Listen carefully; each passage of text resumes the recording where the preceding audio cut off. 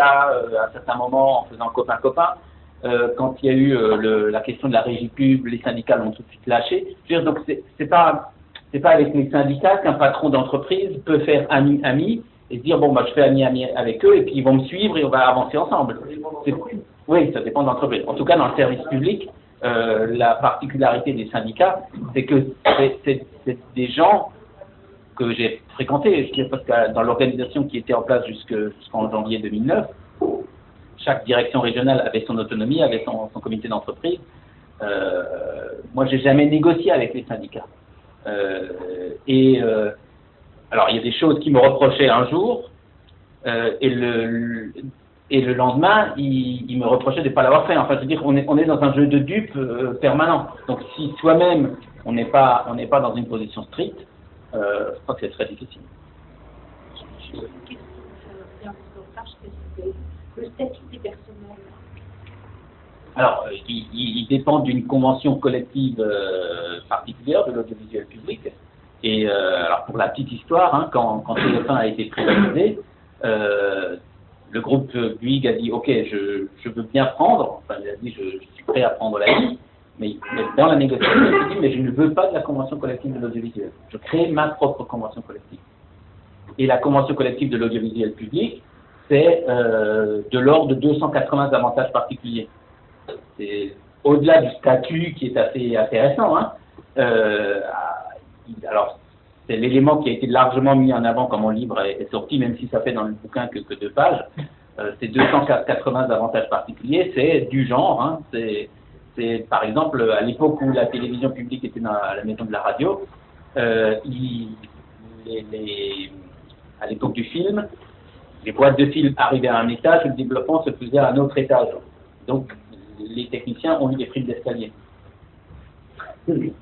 Voilà. Les primes de chaussures. Enfin, tout ça, je le raconte dans le livre. Donc, et ces avantages existent toujours dans la grille. Alors, évidemment, les 280 avantages ne sont pas tous appliqués aujourd'hui encore. Il y a une prime de télévision du matin. Le type qui bosse le matin, il a une prime dans les émissions du matin. Voilà, donc, alors, elle est en grande négociation, cette convention. Alors, elle est en grande négociation en ce moment, mais à l'heure actuelle, à l'instant où je vous parle, la situation est bloquée. Vous disiez tout à l'heure, il y a 11 000 salariés, ouais. 11 000 salariés. Ouais. En supposant que vous gardiez la même qualité avec toutes les chaînes, 35, la 2, etc., etc. D'après vous, sur 11 000, il faudrait en garder combien pour avoir la même efficacité? Alors, pour pas vous dire des bêtises, alors je ne vais pas répondre aussi directement à votre question, ça va être difficile. Je vais simplement vous donner un chiffre. Hein. 11 000 salariés à France Télévisions pour 1,8 milliard d'euros de chiffre d'affaires au moment où j'écrivais le bouquin. TF1, 3 800 salariés pour 1 milliard de chiffre d'affaires. Donc, pour faire, en gros, il faut 2 fois plus de salariés pour faire la télévision publique que pour faire la télévision privée. Puis, il y a un autre chiffre sur la régie pub qu'a donné Taverneau récemment. La régie pub de France Télévisions réalise 400 millions d'euros de recettes pour 280 salariés. D'accord? Celle de M6 fait le double de recettes, 800 millions d'euros de recettes, avec 160 salariés. Ouais. No comment. Voilà. Je dirais, voilà. Je suis pas pour dire les gens. Non, mais vous mettez juste des chiffres. C'est l'argent public. Hein. Alors, sans être l'avocat du diable. Attendez. À qui vous pensez les intermittents? Dans les 11 000, il y a les intermittents dedans. Ah, il y a les intermittents. Oui. Ils bossent beaucoup, d'ailleurs. Oui. Et ensuite, justement, c'est pas nécessairement l'objectif de France Télévisions que de faire du chiffre. Voilà, Précisément, le but, c'est de montrer des choses, de payer des gens pas à rien faire, mais à faire des trucs très anecdotiques. Et l'audiovisuel allemand, c'est un exemple, par exemple. On leur masse de monde, et ils font des choses qui sont simplement visuelles et qui sont de la mémoire, de l'ordre de choses très variées. Alors oui, mais pour un temps de diffusion, pour une télévision publique ou une télévision privée, il y a un temps de diffusion, et on s'aperçoit que France Télévisions, son temps de diffusion coûte beaucoup plus cher que celui de TF1. Voilà. Bon, la question que vous posez, c'est encore une question extrêmement difficile. Déjà, on va oublier l'Allemagne parce que c'est un mode de fonctionnement complètement différent avec une économie tout à fait différente. Hein. Notamment, la redevance est beaucoup plus élevée, donc les recettes pour la télévision publique sont beaucoup plus importantes qu'en France. Bon. Donc on va oublier l'Allemagne parce que ça va complexifier le propos. Ensuite, bien évidemment, la télévision publique devrait et peut se prévaloir d'une qualité et doit tendre vers une qualité. Mais ce qu'on voit aujourd'hui à l'antenne ne peut pas, à mon avis, justifier un tel écart de moyens humains.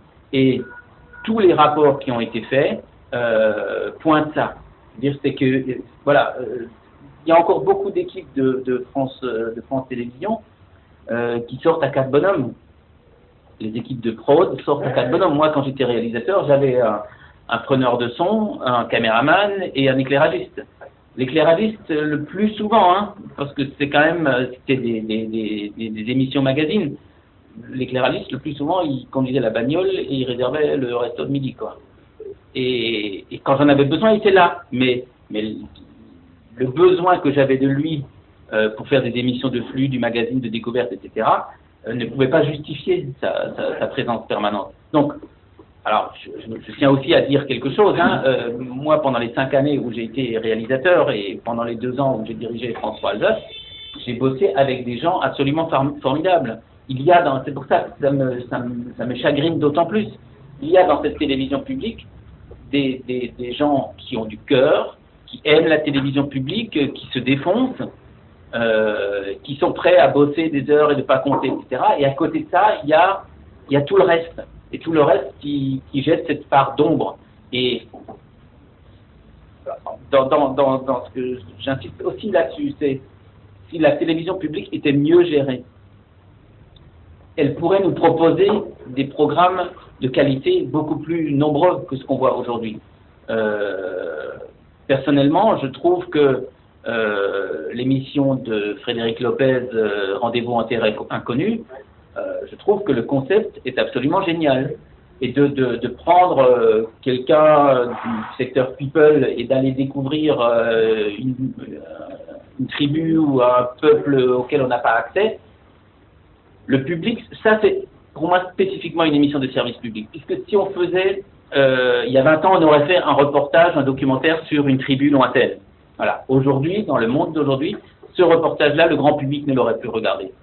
La personne médiatique qui accompagne Frédéric Lopez, c'est ce que j'appelle moi la locomotive qui emmène le public vers cette découverte. Parce qu'on regarde autant pour voir la personne de notoriété que pour voir le contact, etc.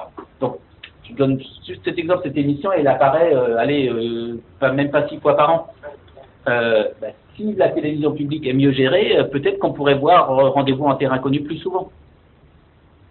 Et quels critères de qualité on peut établir? Alors je termine par rapport à ça sur cet exemple de Rendez-vous en terre inconnue. Cette émission-là, comme l'autre émission que fait Frédéric Lopez, Panique dans l'oreillette, ces 2 émissions-là, il s'est battu pendant une demi-douzaine d'années pour arriver à les mettre en place. Parce que personne n'en a voulu. Et donc, il y a, alors par rapport à la question, il n'est pas possible d'établir un critère de qualité, parce que tout ça c'est extrêmement subjectif. Et on peut faire des choses qualitatives avec peu d'argent. Donc, je veux dire, l'exercice est très, très, très compliqué.